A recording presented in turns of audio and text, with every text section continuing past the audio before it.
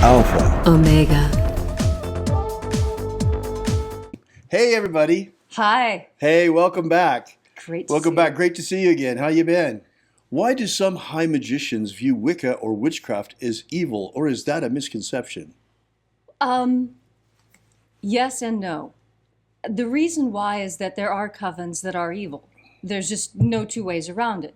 There have always been the Malavento and the Benevento, the good Right. witches and the bad witches. And the way we used to talk about these things is that shamans were the good guys and witches were the bad guys. But anthropologists kind of muddied the waters when they started using too much cross-contamination in discussing things. There are anthropological purists who say that the only shamans who exist are the ones in Siberia because they're the ones who actually call themselves shamans. In every culture, there's a name for the person who works with unseen things and has the power to make things happen. It's just that name differs from language to language, just as the word for love differs from Right. language to language. Now, back to your original question about are there covens that are evil? Yes. Yes, there are. And it's usually pretty easy to tell when you go to their outer court meetings. If you are in the witchcraft movement and you're interested in getting in touch with a Gardnerian or Alexandrian or other traditional coven, they have something called the outer court. And this is where they will hold public rituals that are only sort of public. By public, they mean we invite people we think may be appropriate. And so if you've been invited to one of these meetings, what happens is that you are watched. You are watched for how you react to certain members' behaviors, which may or may not be authentic. You see, witches have a tendency to play tricks. And the more evil they are, the more tricks they play, is what I have noticed. And the covens who have hazing practices, I've noticed it's the covens that haze that tend to be more dark in their practices. Huh, interesting. And so you can usually tell just from a couple of outer court meetings as to how facetious or nasty or backbiting they are. Right. And so, when you look at the outer court, oh, this is what you feel comfortable showing people? What are you doing that you're not showing people? What do you do behind closed doors? Whoa. Yeah. So, well, there's another problem too, and that is that, witchcraft has gotten really a bad rep because of the Christians. Actually, the word strega, from which witch comes from, actually, is a pejorative, or was originally a pejorative. Right. So, it was, and then there's the evil witch and the stereotype of the evil witch and all of that. And for people to separate Wicca from the evil witch, Wicked Witch of the West, Which is ridiculous because you've got Glinda right there. Exactly. And even in our most beloved story of Sleeping Beauty, you have the good witch side by side with the bad witch. Right. This is how magic has always been. Now, you see, that which is bad is sometimes culturally determined. Now, there are those things that we all recognize that are bad, and I could name some things, but I won't.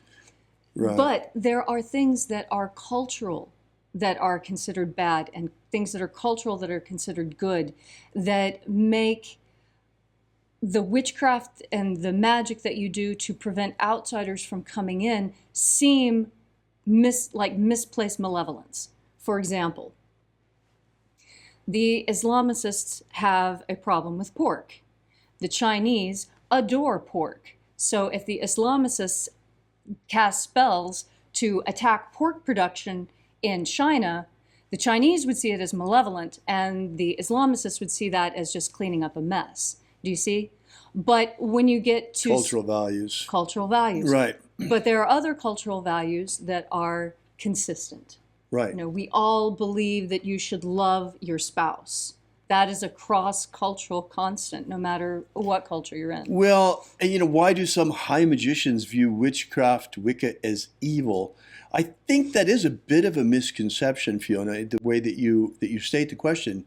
I think you're not dealing so much with high magicians as you are with Ceremonial Satanists, no perhaps? Christian prejudice, Right. fundamentalist Christian prejudice in our culture. Which leaks over. Well, imagine, I mean, Leslie and I are dealing with this all the time because, I mean, more so probably than even witchcraft because we're so out there with the magic of Jesus. We get outraged. There are people out, what do you mean the magic of Jesus? Magic is evil. Well, sorry, the magic of Jesus is the magic of Jesus, and it's not evil. And God, you're sounding as crazy as the Pharisees by even saying that. Oh, and don't get me wrong. There are witches' covens who think that Jesus is evil. Right. And the mere mention of Jesus or anything positive about Christianity or even, the slight hint of a hymn, and you're kicked out of the group. I can attest to this. I have been kicked out of groups before for simply stating that I thought perhaps we might view Jesus in the same way that we view Krishna or Ganesha or Ekat or Zeus or any of the others. Right. Can't we just put him in the pantheon? Right. Yeah. So you see, there are all of these cultural things that we're dealing with, but particularly high magicians viewing Wicca witchcraft as evil, not so much. That sounds more like just snobbery. Right. It's more like, yeah. Because if we are high magicians and you're Right. just still mucking about around Well, fire and it's pits. kind of silly too, because high magic and low magic each have their place. Leslie is really, really masterful in low magic. She comes from the spells background. I come from the high magic background.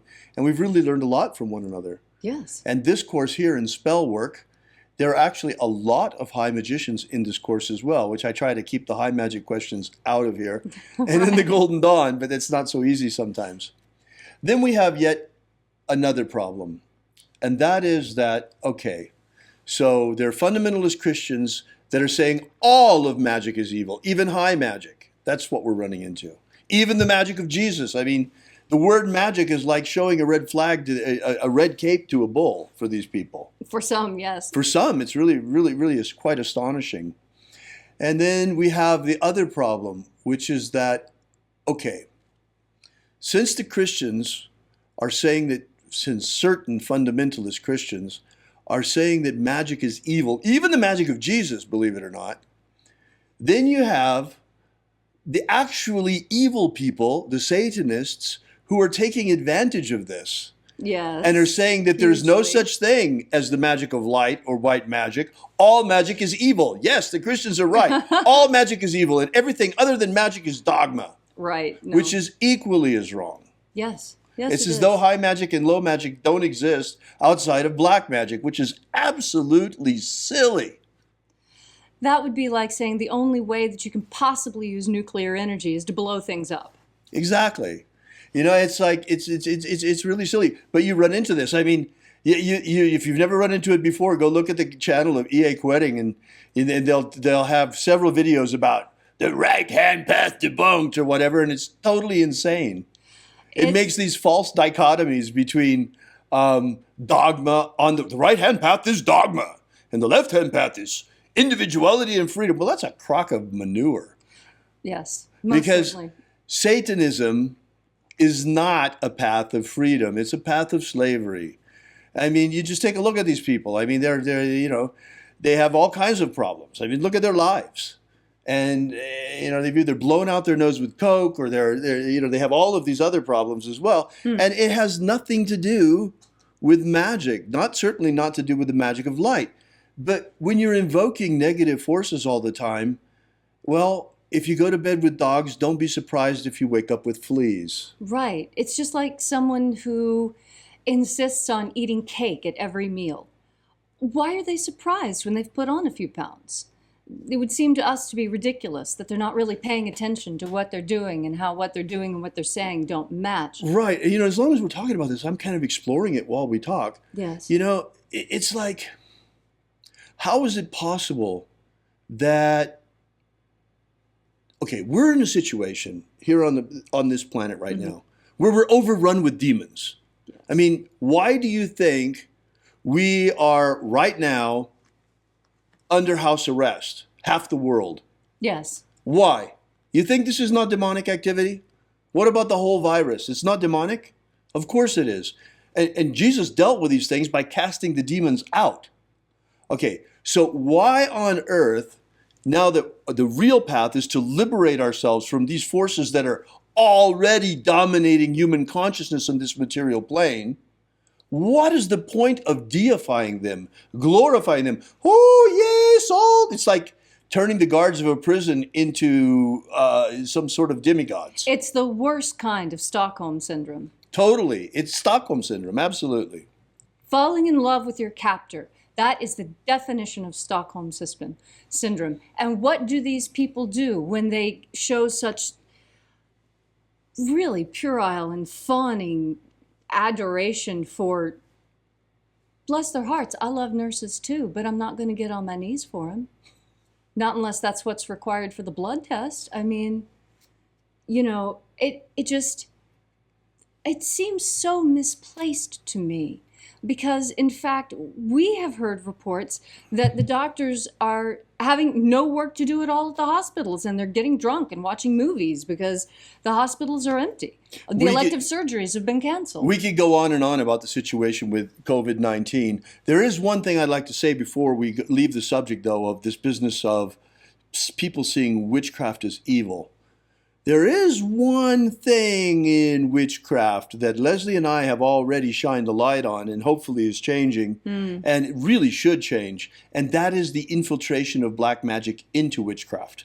This is coming primarily, in my opinion, through voodoo channels. Right. Voodoo was always seen as something very tribal, and when anthropologists started studying voodoo and vodun and hoodoo and the associated practices more, that put it out into the general literature.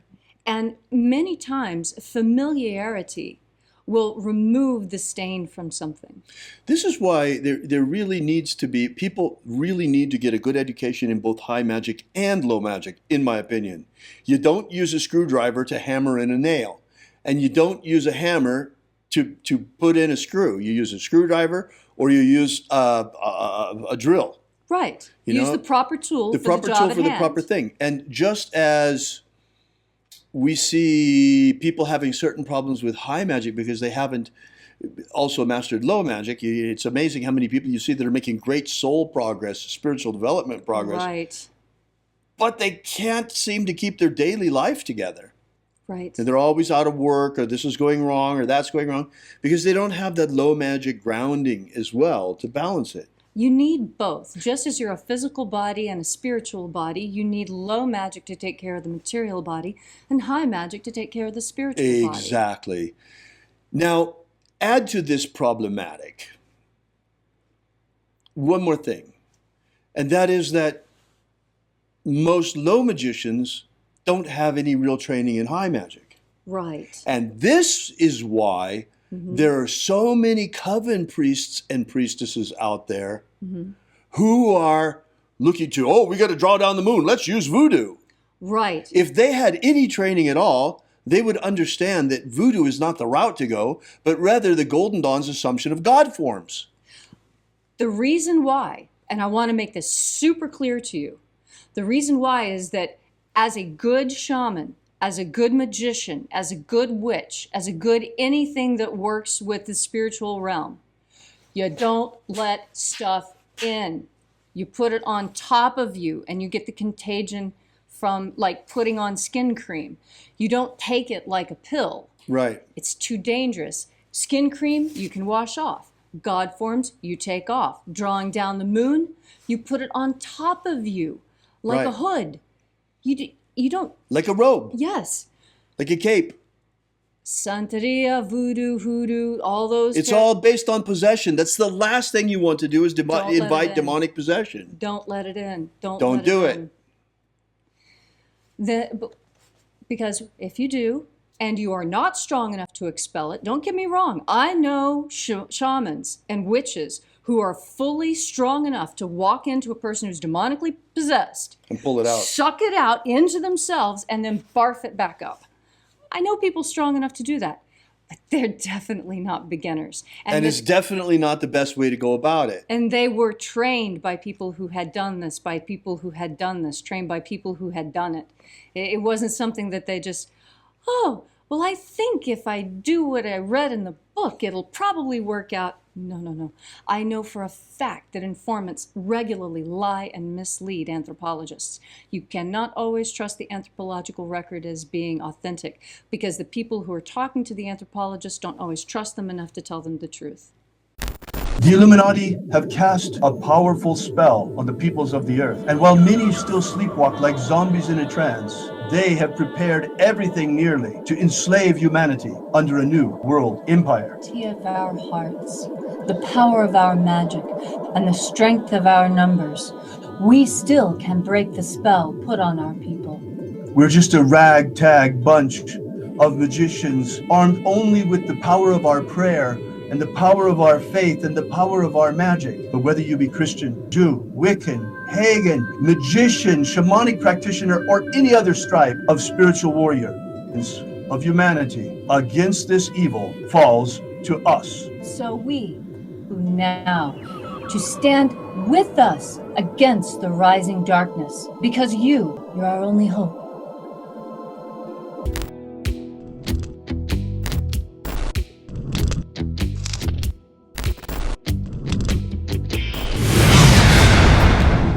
Have you ever wanted to gain real magical abilities so you can become the master of your destiny? Do you wish you could get the ancient secret key for free so you can build the life of your dreams? If you've wanted more out of life, to become all that you can be, physically, romantically, financially, spiritually, then you need to take action and get this right now. That's right, and for free, but it won't be available for much longer. So go right now to thescienceofmiracles.com and get started. Achieve the prosperous life you want for yourself. Gain ultimate life mastery.